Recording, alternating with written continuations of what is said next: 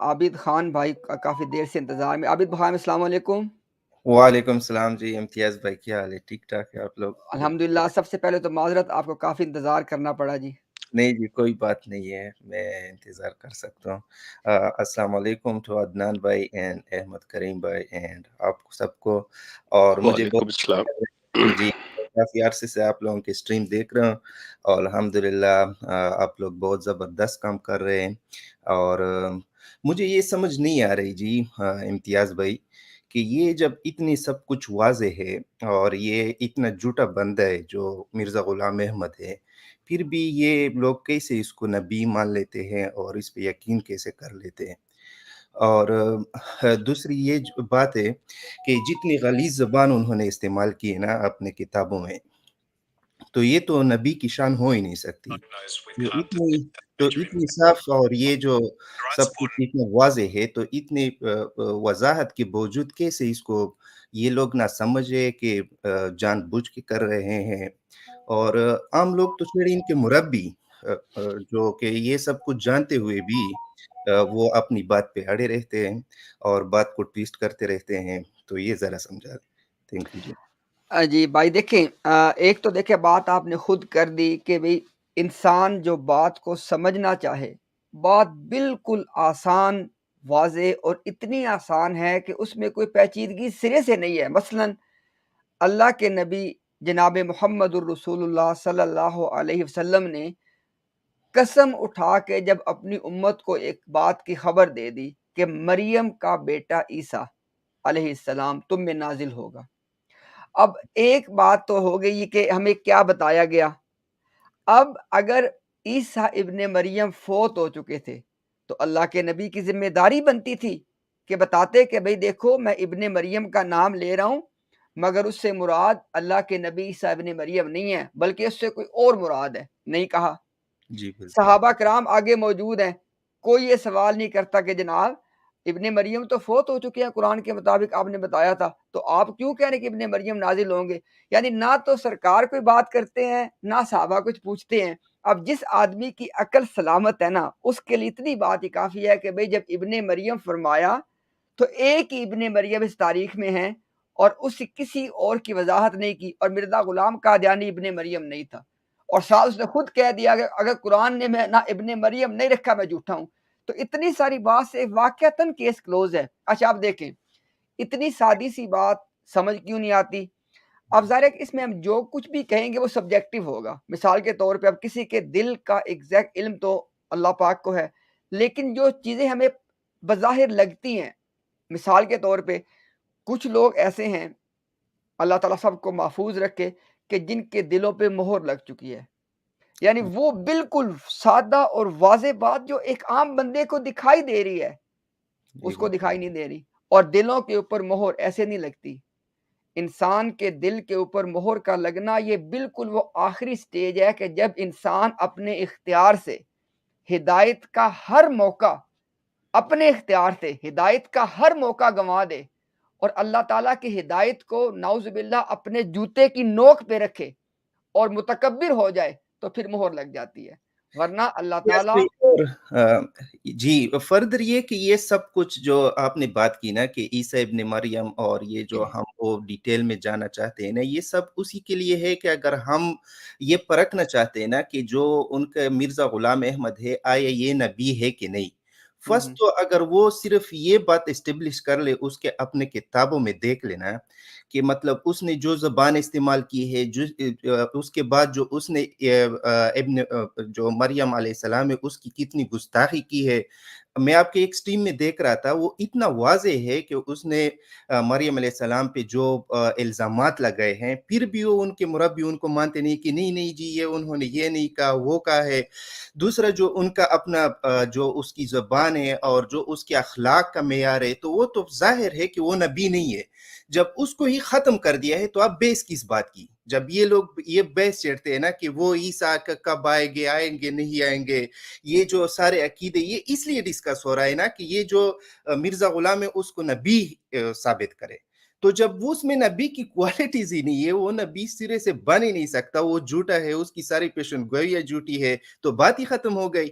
پھر آپ نے یہ چیزوں کا وہ مطلب اتنا ڈیپ جانے کی ضرورت ہی کیا ہے؟ تم اپنے دین پہ رہو جو اسلام میں ہے، قرآن شریف یا حدیث ہے، تم وہ سب کچھ کرتے جاؤ. اگر آپ کے پاس علم بڑھتے جائے گا تو یہ سب کچھ آپ کے لیے آسان ہوتا جائے گا. لیکن جو واضح بات ہے وہ یہ ہے کہ مرزا غلام نبی نہیں ہے. یہ بس انڈرسٹوڈ بات ہے، اور یہ عام احمدی کے لیے بھی جاننا بہت ایزی ہے. اگر وہ اس کے اپنے کتابوں سے جان لیں، جیسا کہ آپ اچھا، اس کے ایک ڈاکٹر صاحب ہے جو آپ کے ساتھ اس دن وہ مناظرہ کرنا چاہ رہا تھا، تو بار بار آپ اس کے کہہ رہے تھے، خود اس نے کہا تھا کہ ہمارا سارا مناظرہ قرآن شریف اور احادیث پہ ہوگا، اور اس پہ آپ باؤنڈ رہیں گے. آپ نے اسے کہا کہ آپ کے لیے مرزا غلام کی کتابیں بھی باؤنڈ ہے، کیونکہ مرزا غلام احمد نے خود کہا ہے کہ یہ جو قرآن اور احادیث ہے یہ سمجھنے کے لیے میرے تھرو جانا پڑے گا. تو آپ نے اس کو اس پہ باؤنڈ کر دیا. اب ایک بات آگے ہوئی نہیں تھی کہ وہ آپ کے لیے وہ جو پرانے جو ہمارے جو اور قسم کے اکابرین اور اس کی باتیں سامنے لے کے آ رہا تھا. جب یہ بات آلریڈی طے ہو گئی کہ ہماری بات قرآن اور سنت اور رسول کی قول سے ہوگی، تو یا یہ نہ سمجھے کہ یہ لوگوں کو اس طرح سمجھتے ہیں، مجھے یہ سمجھ نہیں آ رہا. اور اگر ہمیں یہ بات سمجھ آتی ہے تو ان کے جو اپنے جو عام احمدی حضرات ہیں ان کو کیوں سمجھ نہیں آتی؟ اور اگر ان کو یہ سب کچھ سمجھ آ رہا ہے تو یہ تو دین نہیں ہے، یہ تو کوئی کاروبار مجھے لگ رہا ہے، یا اس طرح کوئی مجھے اس طرح لگ رہا ہے کہ یہ سمجھنا چاہ ہی نہیں رہے ہیں، یا اتنے بیوقوف تو نہیں ہو سکتے. کیونکہ اگر ایک بندہ ڈاکٹر ہے یا پی ایچ ڈی ڈاکٹر ہوگا یا خاص کر کوئی دوسرا ہوگا، اس دن عدنان بھائی بات کر رہا تھا کہ یہ سارے اتنے بڑے بڑے عہدوں پہ یہاں لندن، انگلینڈ اور یہ ساری جگہوں میں ہے. تو مطلب یہ ہے کہ ان کے لیے سمجھنا میرے خیال میں کوئی اتنی مشکل بات نہیں ہے، لیکن یہ کوئی میرے خیال میں دین کے لیے کر نہیں رہے، کوئی اور ہی صورتحال ہے.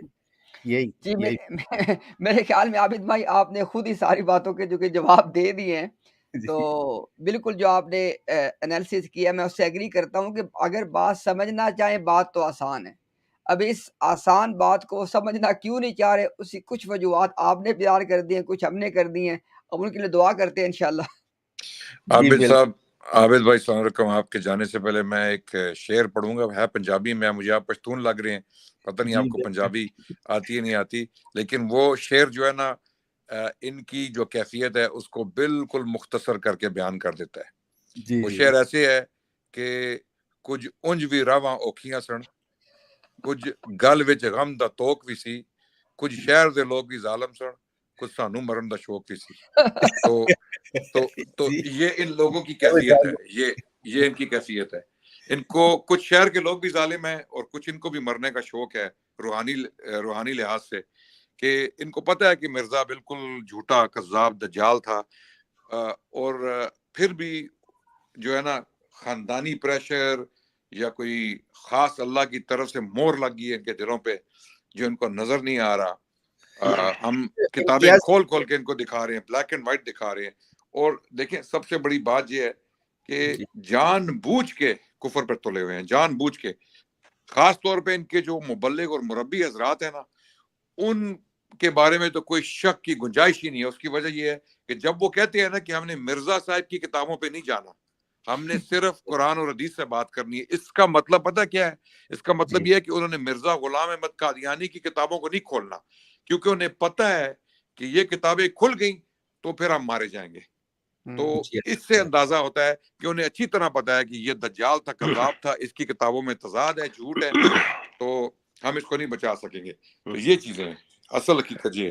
جی عدنان بھائی، میں اگر اجازت دیں امتیاز، تو ایک میں بات عرض کر دوں ان کے لیے کہ جو آپ نے شعر پڑھا اور جس طرح سے بات کی اور امتیاز بھائی نے بتایا، مجھے اپنی اماں کا ایک واقعہ یاد آ گیا کہ، اور وہ بالکل یقین کریں میں انالیسس کرتا رہا ہوں کہ کیا اس کی مماثلت ہے اس چیز سے. مجھے بہرحال نظر آئی ہے، باقی آپ لوگ اس کا تجزیہ کر سکتے ہیں، کہ قادیانی یا احمدی حضرات کو جس طرح سے غلام قادیانی کو نبی بنا کے پیش کیا گیا، یا اس شخص کا اللہ کی طرف سے ہونا بنا کر پیش کیا گیا، وہ اس کی مثال یہ ہے کہ میری اماں خود بتاتی ہمیں، مطلب ساری زندگی مثال دے کے کہ تمہارا بڑا بھائی میرا کتنا فرما بردار تھا. وہ یہ بتاتی ہیں کہ جب وہ چھوٹا بچہ تھا تو وہ دودھ کبھی ختم ہو جاتا تھا اور وہ روتا تھا، تو میں یہ جو پیالیاں نہیں ہوتی تھیں جو کپ تو بعد میں بنے نا، وہ گول سی پیالی جو ہوتی ہے اس کے اندر سارا سفید، کہتی میں پانی ڈال کے نا تو اس کو دے دیتی کہ یہ چیز. اب وہ نیچے سفید ہے اس کا پیالے کا اندر اور پانی کا کوئی رنگ نہیں ہے، تو وہ اسے یہی تو کہتی ہیں کہ وہ اسے دودھ سمجھ کے پی جاتا تھا. احمدی کی حالت یہ ہے کہ اس سے احمدیت، قادیانیت، اسلام بنا کے دی گئی. اصل جو قصوروار ہیں وہ ہیں ان کی کم علمی اور جہالت تو اپنی جگہ جو بھی لے لیں. اب ان کو ایجوکیٹ کرنا، اب ان کو اویئر کرنا، دس از our responsibility کہ we have to show the real face of this cult, the real face of the teaching of Ghulam Qadiani. This is our job and we have to fulfill our duties as well. جی بہت شکریہ. جی میں جی عابد بھائی کچھ جی اور بھی لوگ انتظار میں، اگر کچھ آپ آخری بات جانے سے پہلے کچھ ایڈ کرنا چاہیں.